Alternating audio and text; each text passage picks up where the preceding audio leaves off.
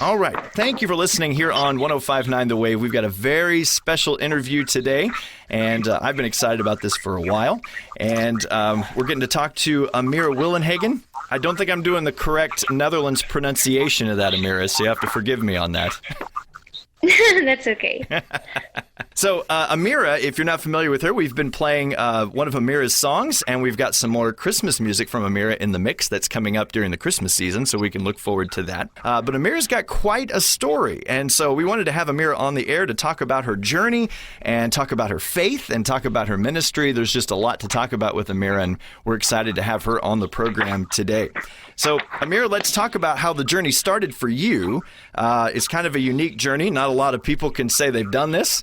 But you started back in 2013 on the stage for Holland's Got Talent, and that's exactly what you did. You displayed that talent, didn't you? Yes, I wanted to show the talent that I've received from God in the right way. And I was a little girl, and I was just always watching the show Holland's Got Talent, and my dream was actually to just be on TV. I didn't really expect to win the competition or anything, but just to be on TV and be able to wave to my friends from the TV was just amazing. It was really amazing to watch. I think the thing that when I watched it was just how calm you were, how much you just walked out there and just did it. It looked so effortless for you. And so that was that. And I think the judges thought the same thing. So this was back in 2013. So obviously a little time has passed. So we're going to talk about that journey since then. But, and I know you've been asked this a lot, but kind of walk people through that experience of going on Holland's Got Talent. I mean, what was the journey? I think the biggest shock too was the fact that you had taught yourself how to sing. But I think obviously coming from a musical family, that kind of helped you in that preparation too, didn't it? Yes, my family is very musical. My dad plays the organ and piano, and my mother plays the violin and the flute, and my brother plays the violin as well. But I didn't really play an instrument, so I felt like the odd one out. And I wasn't really in the mood to like learn a whole new musical instrument. So then I started singing because I've always loved listening to classical songs and opera songs, which is a bit odd for like a small girl. But our family was raised very classical, and I've just been attracted to that. So I think that's the path that's been chosen for me. And yeah, the experience to be on the stage in Holland's Got Talent, it wasn't really frightening at all, because why should you be frightened if you just want to show your talent to people, and you're just grateful that you've got the talent that you can show to people how great God is with all the talents he's given us. And I think I see it as the talent I've received is like a gift from God, and the way I can give it back to him is to use it the right way. So that's what I've been trying to do since 2013, yes. So let's talk about that journey. I mean, since 2013, obviously an overnight success, which had to be a little bit of a different type of experience. What was that journey like? I mean, obviously you kind of moved forward from there, taking opportunities that were given to you because of the victory of Holland's Got Talent. But what was it like going from being able to walk down the street before that audition to after that, everyone knowing who you are? What was that transition like for you and your family? It was very fun and exciting for me and the whole family, but also very difficult, because the one day if you stand up out of your bed, it's just like a normal day of going to school and everything. But then the next day, all these other things like cameras and fame and big dresses, performances, and the whole showbiz world was involved. It's really like a different world out there, the showbiz industry. And it was at the beginning very hard to get used to, because we like went to these fancy hotels in like Rome for me to perform, and we were like, wow, this is so fancy. And then we were always so excited, like how would the hotel look like, and then we would like scream because there's a swimming pool, and everyone would look like at us like we were very weird. But the transition was a bit difficult, and the next day when I got to school, suddenly a lot of people wanted to be friends with me. So I have to learn to deal with like who wants to be friends with me for the right reasons, yes, and who don't, because then camera people come to the school, and then everyone wants to be close to me and everything. So it is really hard to go from a normal child to this child that is really well known, because there's always interviewer cameras. And now I've gotten used to it. It's like I tell some people like it is like living a double life, like James Bond, a spy for the Russians or something. So I've gotten used to it now. I almost can't remember what it was like before this. I see. I see. And well, I mean, when we talk about singing, I think another reason that you were so comfortable was this wasn't obviously the first time you'd sang. You've been doing it for a while, but I think you were even like singing in parks and kind of just, it was just part of what you did even before Holland's Got Talent. Is that right? Yeah, before Holland's Got Talent, I sang for family, like my grandmother and my parents. And we have this day in the Netherlands, Koninginnedag, where these people like sell stuff or they perform or dance. And I always saw that my brother earned quite a lot of like money for sweets and nice stuff when he played the violin there in the park. Then I was like, I could use some sweets. Let's also sing in the park. Well, yeah, who doesn't want sweets, right? Yeah. So as you've gone this journey after Holland's Got Talent, obviously a lot of opportunities open to you, a lot of moving forward. And I think also, too, you taught yourself how to sing initially. Since then, you've started to receive vocal coaching, which I'm sure has been a great asset to you since then. And some of the places you've got to perform with, the City of Prague Philharmonic Orchestra, the Johann Strauss Orchestra with Andre Ryu. I mean, the opportunities have been huge. And you really have been a globetrotter, kind of like James Bond, since things have kind of really caught traction with you. So kind of tell us about some of those experiences and where that has taken you, and just some of the places you've been. I know that's a long list. Probably don't have time to go through that whole list, but just, you mentioned Rome a little bit earlier, but where's some other places it's taken you? Well, it has really taken me and my family to a lot of places. It's like a big world tour in my head. We went to Las Vegas for the burgers and the big lights, and went to Hong Kong and to New York and to Rome, Paris, and just like a lot of places. And it was really a very nice experience to be able to go to places and see things, and traveling with my family. And yes, it's been a wonderful journey. Also, a bit hard because then you went to Rome for the weekend, and then you go to school, but then in a couple of days the bags aren't even unpacked and you have to pack the next ones. Yes, I imagine that'd be kind of a whirlwind. Is kind of probably what it felt like. Yes, it did feel like that at the beginning. It was like from one day to the other day, it was like we were taken by a big storm into this very nice golden sky, also with dark clouds in the showbiz industry, but also beautiful experiences. Well, so let's talk about some of the other opportunities. Obviously, performing on the stages that you've been on, the orchestras and people that you've gotten to meet because of that. But this has also opened opportunities for you to do other things affiliated with your faith. And that is part of that is the ministry that you've started. And a lot of that has its roots there in South Africa. And so I wanted an opportunity to talk to you about that too, because living out your faith and having the resources and the new people that you've gotten to meet because of this has really kind of propelled that ability to give back to people on a level that you probably never thought would be possible. Is that right? Yes, I indeed didn't think it was possible, because the idea of beginning a goodwill organization already started when I was 7 years old, because my mother is born in South Africa and we went to visit South Africa a lot. And then I saw the big difference in, how the townships look here. I was like, what is this? And that my mom said that's where some people have to live. And it was just so shocking for me coming from the Netherlands in Europe. We don't have something like that there. And then my mom went to visit an old friend that used to babysit her. And we saw the children like playing with sand and sticks. I was like, is this your way of entertaining on a Saturday?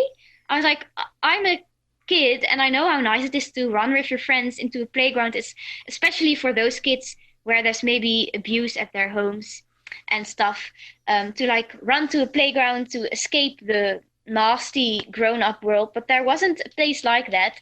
And then I decided, like, next time I come here in South Africa, I want there to be something to play with for all the kids, to like forget about their surroundings and their surroundings that aren't that good for them.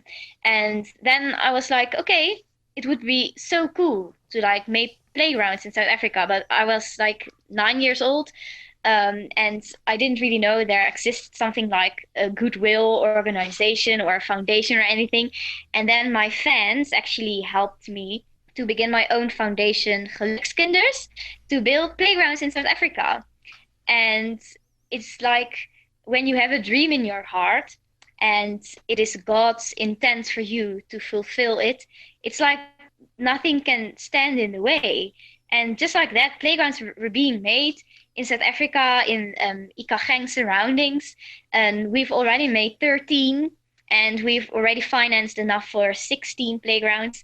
So this is just sometimes unreal to think that it is possible to do something like that, because sometimes things seem so impossible. But I think with the great love from God, anything is possible. So now it just makes me so happy to think about the children that are able to escape from their abusive families and their nasty surroundings and poverty, to go and play in playgrounds, to just be happy children, because I think it is really important for children, for their development, to play and have fun. It's their work to play. And the idea of children not being able to play is just heartbreaking. Absolutely. And so with this opportunity that you've had, what an opportunity to kind of see the desire of your heart, but also just to see the immediate impact that it has on the children, to get to have these resources that, like you mentioned, had never had, when it's just clumps of dirt and sticks to play with, and now suddenly they've got these playgrounds. That had to be quite a thing to kind of see that become a reality, for having that on your heart for so long. Yes, to see the children playing. I mean, it looks like they've never seen something like it before. It's like when I see a playground, it's just like, oh, there's a playground. But when they saw the playground for the first time, like all these hundreds of children, a lot of children, they just run to it and they jump on it.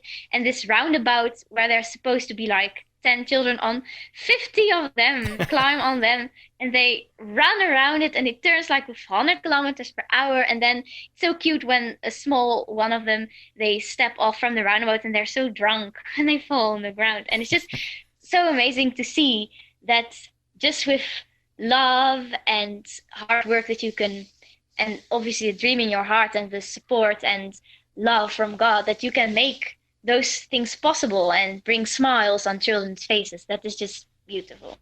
Well, it's great to see you using your influence and what God's allowed you to have, to be a good steward of that, and to give that back and show love to the community and people around you, including your fans and the kids there in Africa. Is there plans to expand this ministry? Are you looking to go outside of Africa? Are you looking to expand it to other places in the world? Well, right now it's still small because I am a high school student. I have all the high school drama and the late night studying, and then also my career and my family and my friends, which is very important to me. And I think there are not a lot of members in the foundation, and it's really, really hard work, because then something breaks again and you have to replace it and paint here and paint there. And it's really, I don't think people realize how much work it is, but without the support from the fans, it wouldn't have been possible at all their donations and all the things they buy from the web shop. It's just amazing. And it would be great to expand, someday when I'm grown up and it is my own foundation, because now I cannot really own my own foundation. I'm 16. Then I can expand to other parts in the world where children also have the need to play, because all kids have the right to play. It doesn't matter where they live or who they are. So it would be great to expand, and I think from the help from the fans, and if it's the path God has planned for me, then it would be lovely to expand. Well, as a credit to you and your fans, I think it's important to note, too, that your foundation has not only built playgrounds. You've also sent aid to other places in the world that need it. I believe you've assisted people in the Philippines with financial gifts after earthquakes and things like that, too. Is that right? Yes. I also sang at UNICEF. UNICEF is also a goodwill organization where the profits indeed went to the Philippines. And my foundation also has given, in this lockdown time, the coronavirus pandemic, there were a lot of families here in South Africa that had a really rough time because they like lost their jobs or weren't able to work. So we also funded a lot of money that the fans also donated for my birthday. I funded that to give food packets to families in South Africa. And that was also sweets and hot chocolate for the children because it was winter then, with marshmallows. Because every morning I wake up in the winter, I wanted to have hot chocolate and marshmallows. So then they had to. Well, who doesn't want that, really? Yes. Well, let's talk about what's going on now with the singing side of your career. Obviously, there's with the pandemic, things obviously have kind of slowed down, have become a little bit more difficult to do. But still shows going on, still songs being recorded. I see that there's a couple of releases that just came out this year, album-wise, DVD-wise. So just kind of update people on what's going on today with your performing and with your recording. Well, indeed, with the whole corona pandemic, performances were cancelled. So it wasn't possible to even go out of the province here in South Africa. But thanks to modern technology, I was able to record a streaming concert. And the streaming concert did really well. And it was so cool for me to like sing in a big room with no people and just cameras.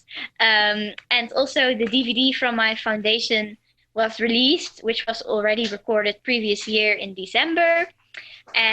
And I'm going to record a streaming concert again this December. It will be an African Christmas streaming concert with some nice African Christmas songs and classical Christmas songs, which is very exciting. So yeah, things are always happening. And it's very exciting because I really wanted to do a Christmas streaming concert so that everyone that's sitting at home can enjoy some songs at the Christmas tree. Absolutely. Yeah. And so we're looking forward to that show coming up in December. I believe we're going to be giving away some passes so people can enjoy that. Some links will get emailed out to some prize winners. So people can look forward to that coming up in the month of December. So we're excited to get behind that. I think just a note here, I think we're going to put some links up on our Facebook page so people can see some of your performances. Obviously, the audition from Holland's Got Talent will be among that. But also, I think something that would really resonate well with our listeners is you got to perform some of the songs from The Sound of Music. Is that right? Did you do that last year? Was that right? Yes. So we're really looking forward to that. Where did you do that at? I didn't see the location where you got to do that at. I did that here in South Africa, actually, at the Classics show. All right. So what other performances happened at that performance? I know I saw the Sound of Music performance. What was the full show there? Were you doing other selections from that soundtrack, or were there other performances happening? Yeah, Classics is like a very big show here in South Africa where a lot of the classicals are being sung, like all the classics like Elvis, but also The Sound of Music. So I sung a Sound of Music medley with The Hills Are Alive and Climb Every Mountain and The Sound of Music. And I had this big blue sparkly poofy Sound of Music dress, which is amazing. And some of the other songs that were sung are Elvis songs, even from Queen, ABBA, of course. So it's a really nice concert, yes. Yeah, so we're going to put the link up so people can see that. It was a beautiful setting. Your dress was very fitting. Looked just like we were watching The Sound of Music. So we're going to have that link up so people can get to experience that as well. So I guess here at the end, I guess it's kind of hard to tell with the pandemic, how long is it going to last? So that makes it hard to kind of make forecasts about exactly what's going to be happening and where you're going to be. But I guess the question for a lot of people as they get to know your music, as they get to know you a little bit better is what's next? As far as an American audience, is there plans to come to America? And obviously you may not have all the answers for that, but I would just ask, I guess right now the question is it your goal to come to America? Is this something we can look forward to in the future as things move forward? Well, I've been in America before, and it's really lovely to be there. I'm even thinking about studying there someday in New York City at the Juilliard School of Art. That would be amazing, but we'll see where my path goes. Once the flights are open again and it's safer to fly, I will definitely make sure I say hello there in America. Well, we're really looking forward to it. So we want to invite our listeners to check out our Facebook page. We're going to put up some links to some videos if you haven't gotten to see Amira's performance on Holland's Got Talent, the Sound of Music performance that we just talked about. All those links will be up there, and so we encourage you to check that out. We'll also put links up to the website for your ministry so people can see the playgrounds you were mentioning and talking about, so people have a chance to see that as well. Amira, it's a pleasure to talk to you. We thank you for taking time out of your schedule and just kind of get us a little window into your world and what's going on with you. It's a big pleasure. All right. Well, we will tell people, hey, real quick before we go, if there is a certain website or something that people can go check out to maybe see your music, to find out more about you, do you have a website you can give out for our listeners to go check out? Well, I have an official Facebook website. It's just Amira Willighagen official on Facebook. And I also have the link for my foundation. And that website is www.gelukskinders.org. Okay, very good. We'll put links up to that too. Amira, thank you so much. And we'll look forward to hearing from you again soon. Thank you very much for having me.